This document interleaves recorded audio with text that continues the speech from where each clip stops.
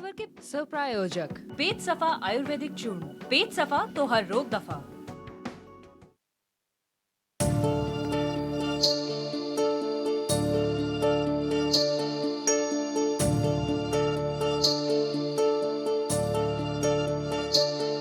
एक शोर था जो सो गया, रंग जीवन का खो गया। सारी नस्लें, सारी फसलें, रस्ते बाजार गली मोहल्ले, सब सुने हैं, सब ठहरे, सारी दुनिया पर पहरे हैं। सब सुने हैं, सब ठहरे हैं, सारी दुनिया पर पहरे हैं। खास खबर के सह प्रायोजक पेट सफा आयुर्वेदिक चूर्ण, पेट सफा तो हर रोग दफा।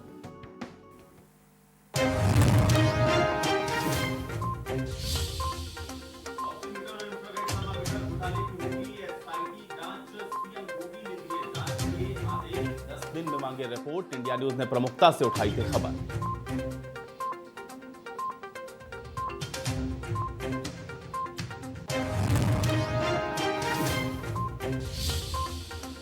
भ्रष्टाचार के खिलाफ सीएम योगी का एक्शन, प्रयागराज और महोबा के सस्पेंड पुलिस कप्तानों के खिलाफ होगी विजिलेंस जांच, रिश्वतखोरी का आरोप।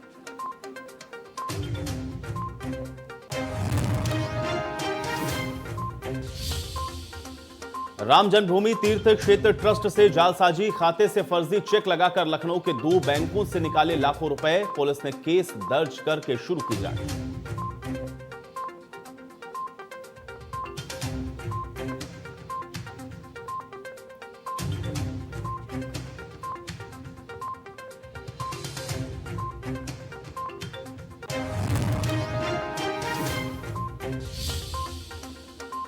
पूर्व मंत्री गायत्री प्रजापति के खिलाफ केस दर्ज, रेप पीड़िता को करोड़ों की संपत्ति देने का आरोप, मामले को सुलटाने के लिए करोड़ों का लेन देन।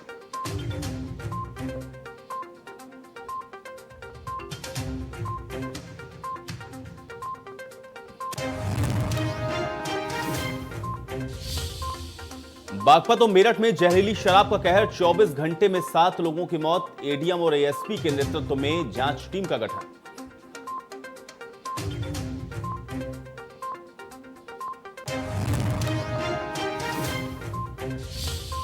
आगरा में पति ने पत्नी को प्रेमी के साथ होटल में पकड़ा, पत्नी पर की चप्पलों की बारिश, पिटाई का वीडियो वायरल।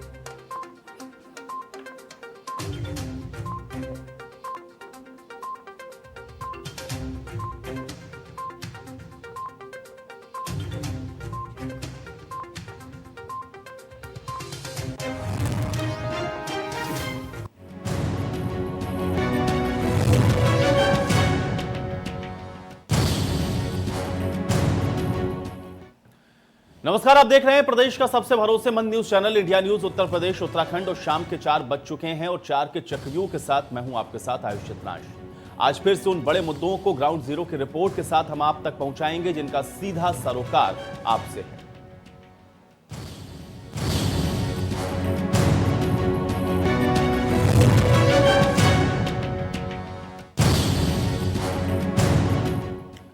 तो हमारे साथ हमारे सहयोगी खुर्रम निजामी जुड़ेंगे जो कि सीएम योगी आदित्यनाथ के भ्रष्टाचार के खिलाफ लिए गए एक्शन की जानकारी देंगे। तो फिर वहीं हमारे साथ मेरठ से सनुज भी हमारे सहयोगी जुड़ेंगे जो कि जहरीली शराब के कहर पर जानकारी आप तक पहुंचाएंगे। इसके साथ ही अयोध्या से अबुल बशर भी हमारे साथ जुड़ेंगे जो राम जन्मभूमि तीर्थ क्षेत्र ट्रस्ट के खाते से क्लोन चेक के जरिए लाखों रुपए निकाले जाने के मामले में ग्राउंड जीरो की क्या रिपोर्ट है वो भी आप तक पहुंचाएंगे।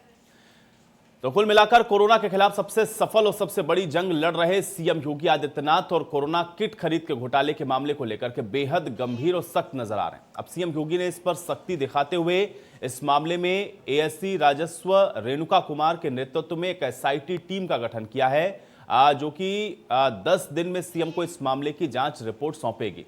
वहीं दूसरी तरफ सीएम योगी आदित्यनाथ ने भ्रष्टाचार के खिलाफ जीरो टॉलरेंस की नीति पर काम करते हुए एक बड़ा एक्शन भी लिया है, जिसमें नौकरशाही में हड़कंप भी मचा हुआ है। दरअसल भ्रष्टाचार के आरोप को झेल रहे प्रयागराज और महोबा के पुलिस कप्तान को सस्पेंड किया गया और अब उनके खिलाफ विजिलेंस जांच के आदेश दिए गए। तो अब दोनों ही कप्तानों पर रिश्वतखोरी के आरोप लगे थे और इसी को लेकर के मुख्यमंत्री बेहद सख्त नजर आ रहे हैं। और खुर्रम हमारे साथ हमारे सहयोगी जुड़ गए हैं, बातचीत करेंगे। खुर्रम, ये बताएं कि भ्रष्टाचार को लेकर के मुख्यमंत्री बेहद सख्त नजर आ रहे हैं, चाहे पुलिस कप्तान पर कार्रवाई की बात हो या फिर कोविड-19 की जो तमाम उपकरण खरीदे गए उसके अंदर जो घोटाला हुआ उसके लिए एसआईटी जांच का जो गठन किया गया मुख्यमंत्री के द्वारा, कैसे देखा जाए इन दोनों ही कार्रवाई को? और देखिए, बिल्कुल जैसे मालूम चलता है कि भ्रष्टाचार है तो मुख्यमंत्री योगी आदित्यनाथ तुरंत एक्शन में आ जाते हैं और फिर कार्रवाई करते हैं। पहले तो एसआईटी की जांच, एसआईटी गठन भी करते हैं, लेकिन सवाल दूसरा है। सवाल यह है कि बड़ी अच्छी बात है कि आप संज्ञान में लेते हैं करप्शन और उसके बाद आप एसआईटी की जांच भी करते हैं और एक अधिकारी को नामित भी करते हैं, लेकिन जो सवाल बड़ा है वो ये है कि जांच जो है वो अपने अंजाम तक पहुंच पाएगी कि नहीं पहुंच पाएगी। अक्सर ये देखा गया है कि एसआईटी गठित हुई है या जांच समिति बना दी गई है, कमेटी बना दी गई है, लेकिन उसके बाद उसका हल कोई नहीं निकला है और जो अधिकारी है वो फिर अपनी जगह पहुंच जाता है। ऐसे तमाम मामले आपको देखने को मिलेंगे, चाहे वो फेक एनकाउंटर का मामला हो, चाहे करप्शन का मामला हो, तहकीकात चलती रहती है, जाँच चलती रहती है, लेकिन अधिकारी मलाई लूटता रहता है। अगर आप देखें तो जिस तरह गायत्री के मामले में दो आईपीएस और एक आईएएस को चिन्हित किया, इंगित किया सीबीआई ने और कहा कि इन लोग की लापरवाही की वजह से ये पूरा उन्नाव का मामला गठित हुआ था। उसका अगर वो वक्त रहते चेत गए होते तो ऐसा नहीं होता। तो बाद में पता चलता है कि उनका एक आईपीएस अधिकारी का प्रमोशन भी कर दिया जाता है, उसको पोस्टिंग भी मिल जाती है। तो ये सब साफ बताता है कि किस तरीके से बात चल रही है। देखिए, आप जाँच कराना, आपको भ्रष्टाचार मालूम होता है उस पर आप जाँच कराते वो सब ठीक है, लेकिन जाँच अंजाम तक पहुँचे और जो कंसर्न अधिकारी है, जो नेम्ड ऑफिशियल है, अगर वो उस पर साबित हो जाता है, इल्ज़ाम आरोप साबित हो जाता है, तो जाहिर सी बात पर कार्रवाई होनी चाहिए, क्योंकि जब तक कार्रवाई नहीं होगी तब तक कि भ्रष्टाचार यूं ही चलता रहेगा। अब सवाल बड़ा ये है कि कार्रवाई आखिरकार होती क्यों नहीं है। होती इसलिए नहीं कि एक तो वक्त बहुत लगता है जांच करने में, तमाम तरह के डॉक्यूमेंट जुटाए जाते हैं, उस बीच वो रास्ता अपना निकाल लेते हैं। अगर तुरंत गति से जांच चले और अनबायस तरीके से जो जांच अधिकारी है वो अपनी रिपोर्ट पेश करे और सरकार उसको अमल में भी लाए, तभी बात बन सकती है। देखिए, बात बिल्कुल साफ हो जाता है कि जब कोई अधिकारी करप्शन पकड़ा जाता है, उसका नाम आता है और उस पर एक्शन होता है तो एक घबराहट जरूर होती है, लेकिन अगर वक्त रहते उसको सजा नहीं मिल पाती है, उस पर एक्शन नहीं हो पाता है, तो जो बाकी अधिकारी होते हैं वो ये कहते हैं कि चलो ठीक है, पकड़े जाएंगे, कोई दिक्कत नहीं है, बदनाम होंगे तो क्या, नाम तो होगा। लेकिन अगर हम इसी तरीके से बात आगे बढ़ते रहे तो फिर बात कैसे चलेगी। करप्शन को जड़ से मिटाना है तो आप खाद और पानी की जो सप्लाई इसको रोकनी होगी। जब तक खाद और पानी की सप्लाई नहीं रोकेंगे तब तक कि आप कैसे पेड़ को, करप्शन रूपी पेड़ को आप मार सकते हैं, उसको मुरझा सकते हैं। ये बड़ा सवाल है और ये सवाल सबको समझना पड़ेगा, हर एक सरकार को। ये बात सिर्फ इस निज़ाम की नहीं है, पिछले निज़ाम जो थे उसके भी यही आलम था कि सबको जांच तो होती थी लेकिन जांच अंजाम तक नहीं पहुंच पाती थी और फिर लेकिन खुर्रम, एक चीज इसमें और समझना बहुत जरूरी है, क्योंकि चूंकि आपने जिस बात का जिक्र किया इसको लेकर के सवाल कई बार इससे पहले भी खड़े हुए हैं, क्योंकि जिस समय पीपीई किट को लेकर के भी जो सवाल उठे थे तब भी विपक्ष बेहद हमलावर था और इस प्रकरण के आने के बाद विपक्ष को एक और बड़ा मुद्दा मिला है। लेकिन अगर 10 दिन के अंदर टाइम बाउंड किया जाए कि रिपोर्ट सौंपी जाए और बताया जाए कि दरअसल ये कैसे हुआ, कैसे घटित हुआ, तो क्या ये उम्मीद की जा सकती है कि जो टाइम बाउंड किया गया है कि 10 दिन के अंदर रिपोर्ट सौंपनी है, तो ये उम्मीद की जाए कि इस प्रकरण में जो कार्रवाई है वो अंजाम तक पहुंचेगी? खुर्रम, देखिए आयुष, जब भी टाइम बाउंड होता है तो वो एक फॉर्मेलिटी होती है, यूं कहिए प्रोसीजरल वे होता है। जब आप कोई कमेटी गठित करेंगे, एसआईटी को गठन करेंगे तो जाहिर सी बात है एक टाइम भी देना पड़ेगा, लेकिन टाइम को आप कितना बढ़ाएंगे, उसको कितना वक्त देंगे, आपको इसको भी तय करना पड़ेगा। मसलन जो आप देखिए विकास दुबे का जो एनकाउंटर हुआ था उसकी जो एसआईटी बनाई थी वो अभी तक की एसआईटी अपना काम पूरा नहीं कर पाई है, अपनी रिपोर्ट तैयार नहीं कर पाई है और वक्त मिलता जा रहा है उसको। तो ये बताता है कि जो ढीला ढाली चलती है एसआईटी की जाँच में वो बेहद दिक्कत पैदा करती है। अगर इसी तरीके से आहिस्ता आहिस्ता जांच चलेगी, खरामा खरामा जांच चलेगी, तो फिर वो अंजाम तक कैसे पहुंचेगी, और जब अंजाम तक नहीं पहुंचेगी तो जो कंसर्न अधिकारी है वो मलाई काटता रहेगा, लूटता रहेगा। अगर आपको पता है कोई अधिकारी भ्रष्ट है और उस पर एक्शन लेना है तो आपसे सस्पेंड कर दीजिएगा, कोई मतलब नहीं होता उसका, क्योंकि सस्पेंड करिएगा वो किनारे बैठ जाएगा, आधी तनख्वाह मिलती रहेगी। लेकिन अगर उसको 10 दिन के अंदर जांच पूरी करके उसको उसके चार्जशीट को सौंप करके उस पर एक्शन अगर आप ले लेते हैं तो जाहिर सी बात है तभी जो एक्शन रूपी बरगद ने अपनी जड़ें जमा लिए हैं हमारे पूरे सिस्टम में, वो तभी उसको उखाड़ कर फेंका जा सकता है। लेकिन अफसोस की बात है बहुत कम हो पाता है, जबकि अपने जो सेट टाइम देते हैं उसमें वो अपना जांच पूरी करके अपनी रिपोर्ट देता है और उससे भी कम होता है कि उस रिपोर्ट पर अमल होता है। तो सीधी सी बात है कि अगर आप कोई कमेटी बनाते हैं तो एक आपको उसको ऐसी जांच वक्त देना पड़ेगा जिसमें वो प्रैक्टिकलिटी में उसकी जांच पूरी कर सके। मसलन पीपीई किट की आप बात कर लीजिए, जितने जिले हैं उन सब में सप्लाई है, सबकी जांच करनी है। आप 10 दिन में कैसे उम्मीद कर सकते हैं कि एक जो जांच की टीम है, जो स्पेशल इन्वेस्टिगेटिंग टीम है, वो उसकी जांच 10 दिन में पूरी कर लेगा। कर लेता तो बहुत अच्छी बात है, नहीं कर पाता वो फिर वक्त मांगेगा और ये कहा जाएगा साहब इतने वक्त में हम कैसे पूरी कर सकते थे। उनके वजूहात भी होते हैं, वजह भी होते हैं। तो ऐसा मौका आखिर क्यों दीजिए? अगर आप ये कहिए कि आपको हम 15 दिन का या 20 दिन का या जो भी टाइम शेड्यूल सोच समझ के दीजिए, उसमें अगर आप पूरी करिए, नहीं कर पा रहे हैं तो आप उन पर भी ध्यान दीजिए कि जो एसआईटी आप बना रहे हैं उसका फायदा क्या होगा, ये भी आपको सोचना पड़ेगा। मसलन ये नहीं है कि कहीं करप्शन हुआ वो उजाले में आता है, उसके बाद वो मुख्यमंत्री के संज्ञान में आता है, मुख्यमंत्री जांच करते हैं, उसके मामला ठंडा पड़ जाता है। ये अगर ऐसा होगा तो फिर कोई मतलब नहीं है। आप लकीर पीटने वाली बात करें कि सांप तो निकल जाएगा, आप उसकी लकीर पीटते रह जाएंगे, हासिल कुछ नहीं होगा।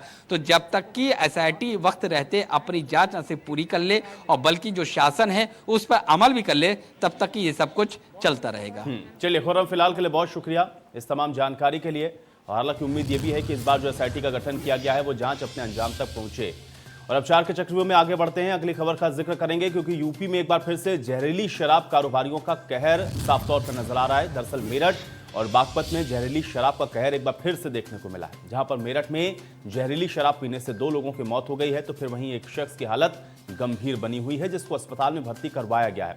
उधर बागपत में भी जहरीली शराब ने लोगों की जान ले ली है और बागपत के चांदीनगर थाना क्षेत्र के चमरावल गांव में जहरीली शराब पीने से 4 लोगों की मौत हुई है। और इन दोनों ही जगहों पर पुलिस प्रशासन जहरीली शराब कारोबारियों के खिलाफ कार्रवाई करने में फेल नजर आ रहे हैं।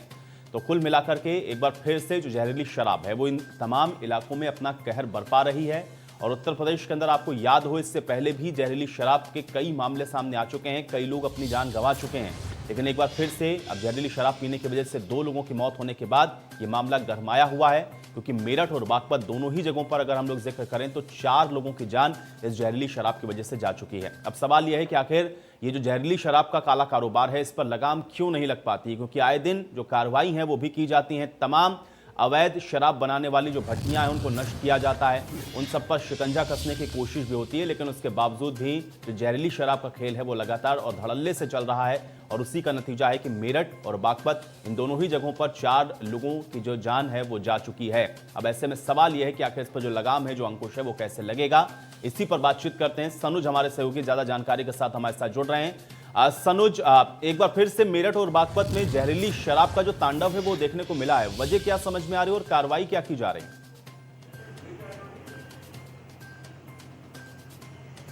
हाँ, देखिए, मेरठ और बागपत दोनों जगह शराब का जो तांडव है वो वाकई देखने को मिला है। पहले हम बागपत की बात करते हैं कि बागपत के चांदीनगर थाना इलाके का चमरावल गांव है, वहां पर एक शख्स की मौत हुई है जिनका नाम रोशन लाल है। इस मौत के बाद हड़कंप मच गया। डीएम शकुंतला गौतम है, वो खुद मौके पर पहुंची हैं। एएसपी और एडीएम अमित कुमार हैं, उनको भी वहां पर भेजा गया, टीम गठित कर दी गई, मामले की जांच की जा रही है। तभी एक बात और निकलकर सामने आती है कि कल 4 और लोगों की शराब पीने से मौत हो गई थी और वो जहरीली शराब थी। हालांकि ये 4 लोग कौन हैं, कब इनकी डेथ हुई, क्या हुई, इस बात की तस्दीक की जा रही है और पुलिस और प्रशासन की टीम मिलकर इसकी जांच कर रही है।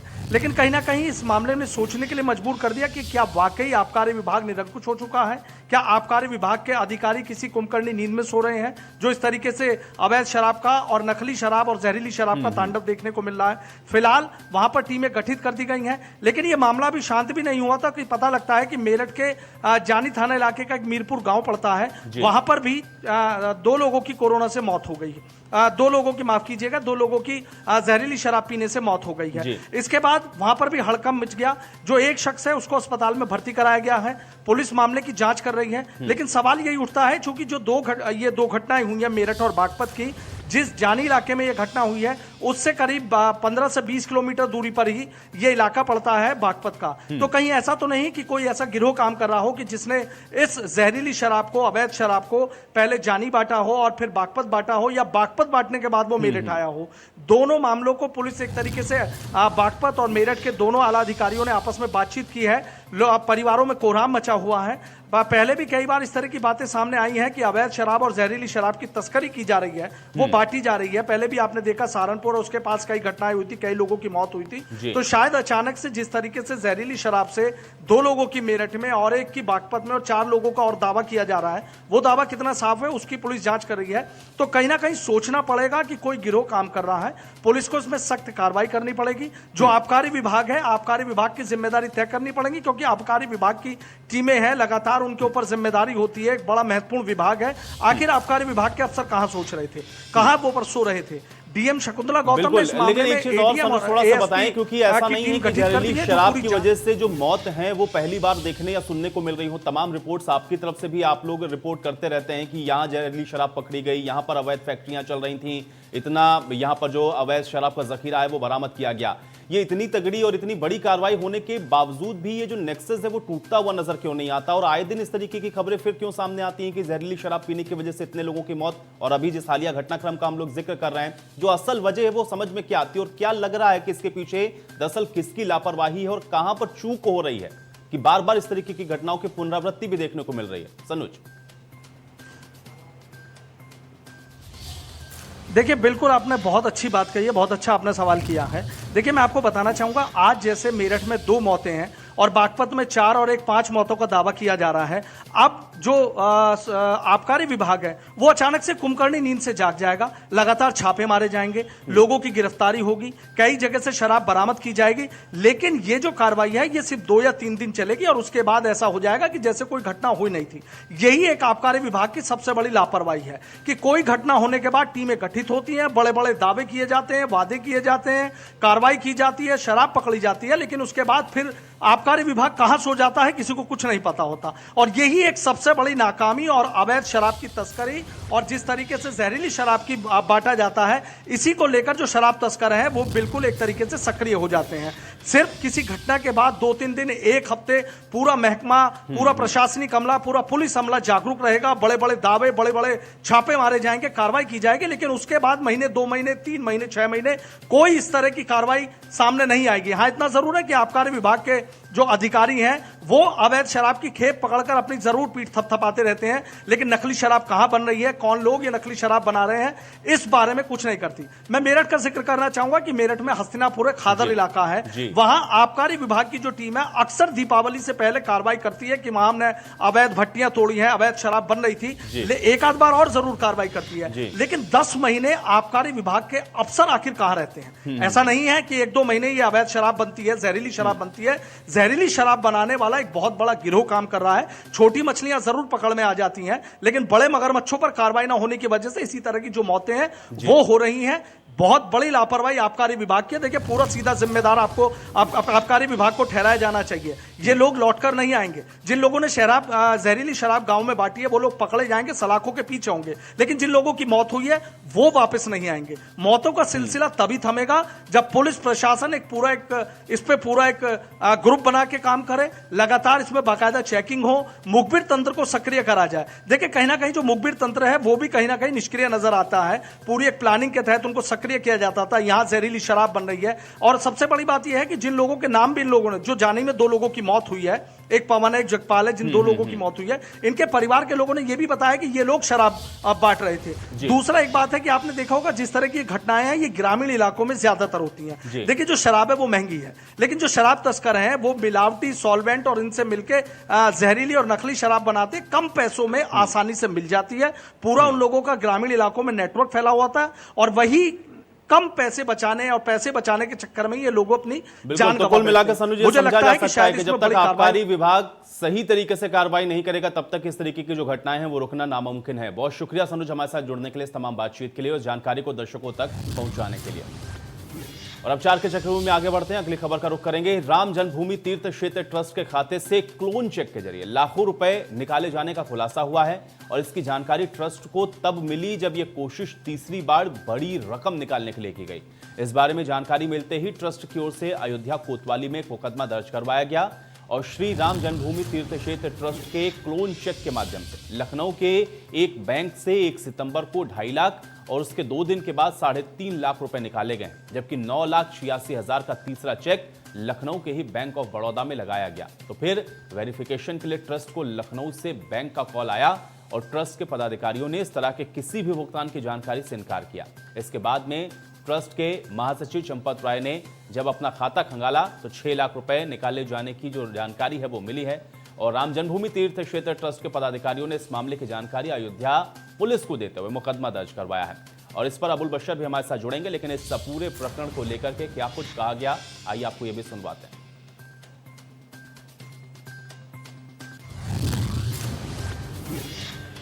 कल दिनांक 9/9/2020 को समय 1500 बजे श्री राम जन्मभूमि ट्रस्ट के महासचिव श्री संपत राय जी द्वारा एक प्रार्थना पत्र प्रेषित किया गया, जिसमें अंकित किया गया था कि ट्रस्ट के अकाउंट से लगभग 6 लाख रुपए फर्जी चेक द्वारा पैसे विड्रॉ कर लिया गया है। इस संबंध में एफआईआर अंकित कर दी गई है। इसकी जानकारी गहनता से की जा रही है। शेष विधिक कार्रवाई हेतु एक टीम रवाना कर दिया गया है। और अब चलिए बातचीत करते हैं। ग्राउंड जीरो से हमारे साथ अबुल बशर हमारे सहयोगी जुड़ रहे हैं। अबुल, बताएं किस तरीके से इस पूरी जालसाजी को अंजाम दिया गया और कैसे ट्रस्ट के जो खाता है उससे पैसे निकाले गए, क्या जानकारी पूरी आपके पास?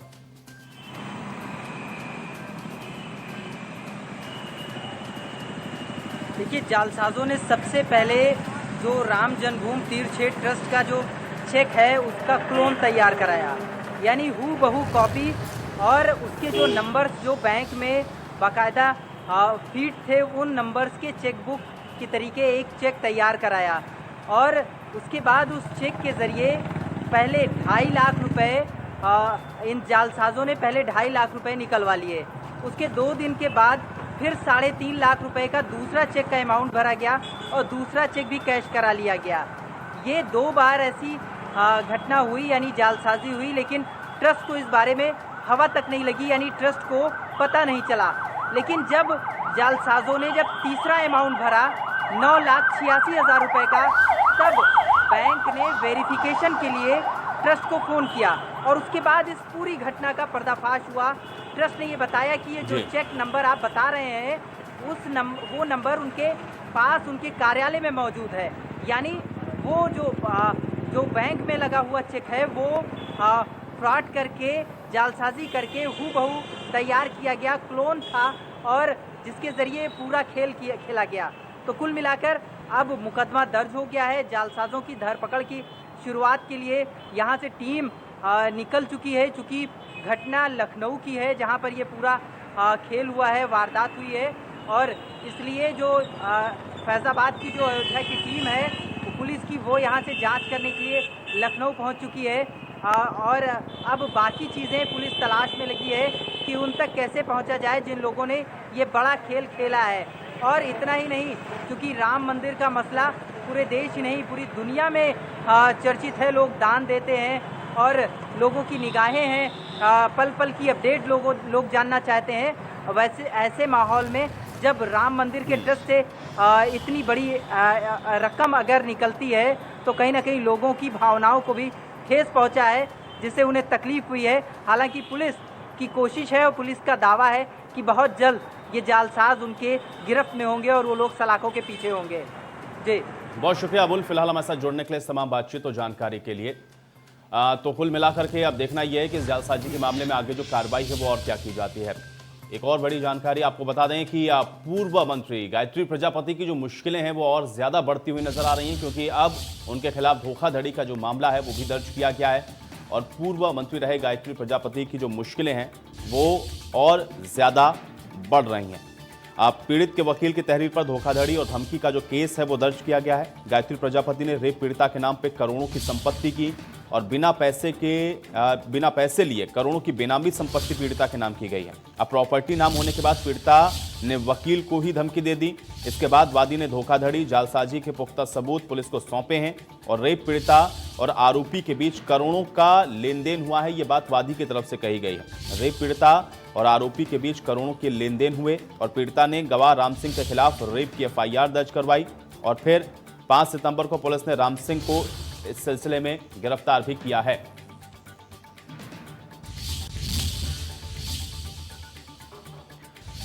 तो पूर्व मंत्री गायत्री प्रजापति की जो मुश्किलें हैं वो लगातार बढ़ती हुई नजर आ रही हैं, क्योंकि अब धोखाधड़ी का जो मामला है वो वकील की तरफ से दर्ज करवाया गया है और पीड़िता के वकील ने ही ये धोखाधड़ी का मामला दर्ज करवाया गया है। दरअसल मामले को सुलझाने के लिए, मामले को रफा दफा करने के लिए करोड़ों की जो संपत्ति है वो पीड़िता के नाम की गई और इसी को लेकर के अब ये जो जांच का दायरा है वो बढ़ता हुआ नजर आ रहा है और गायत्री प्रजापति की जो मुश्किलें हैं वो और ज्यादा इस पूरे मामले में बढ़ती हुई नजर आ रही हैं। रवि हमारे सहयोगी जोड़ रहे हैं ज्यादा जानकारी के साथ। रवि, ये बताएं कि गायत्री प्रजापति की मुश्किलें और ज्यादा बढ़ती हुई नजर आ रही हैं क्योंकि अब धोखाधड़ी का भी मामला उनके खिलाफ दर्ज किया गया है।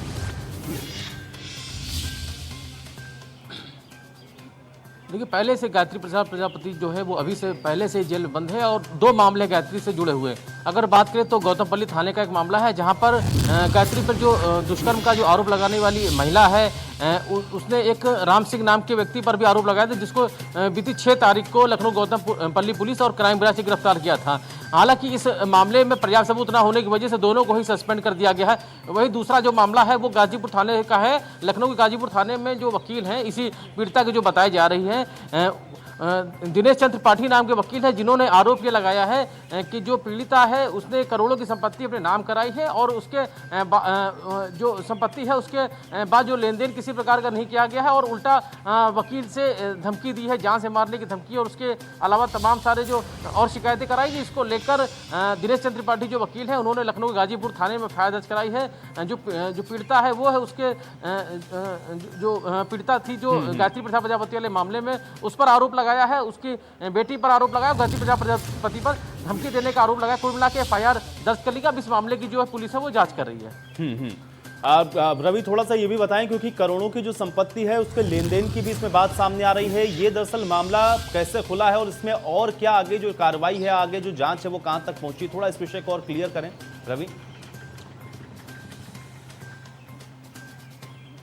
देखिए, जो जानकारी मिली है जो पीड़िता के जो वकील हैं जो अगर बात करें तो जो इनका केस लिए हुए थे और इसके शिकायत पर ही जो राम सिंह नाम के व्यक्ति के हमीरपुर से गिरफ्तारी हुई थी, जो बीती 6 तारीख को गिरफ्तारी हुई थी, क्राइम ब्रांच और लखनऊ गौतमपल्ली पुलिस ने की थी। इस मामले की जब जानकारी जब जुटाई गई या अधिकारियों को जब इस जानकारी नहीं दी गई तो उसके बाद फिर लखनऊ पुलिस कमिश्नर से इस मामले में जो इंस्पेक्टर क्राइम ब्रांच है और उसके अलावा गौतमपल्ली थाने के SHO हैं, दोनों को सस्पेंड कर दिया गया। अब इसी मामले से जुड़ा हुआ एक और मामला है जो कि लखनऊ के गाजीपुर थाने में दर्ज हुआ है। जो दिनेश चंद्र पांडे जो वकील है उन्होंने इसी जो आरोप लगाने वाली महिला है उसके खिलाफ कराया है, उसकी बेटी के खिलाफ कराया, गायत्री प्रजापति के खिलाफ कराया है, जिसमें यह बताया गया है कि जो करोड़ों की संपत्ति है वो अपने नाम कराई गई है उस महिला की तरफ से और उसके बाद अब जो वकील है उनको धमकी दी जा रही है। उसके अलावा अगर बात करें तो लगातार जिस तरीके से गायत्री का जो मामला जुड़ा रहा है उसी मामले को लेकर अगर बात करें तो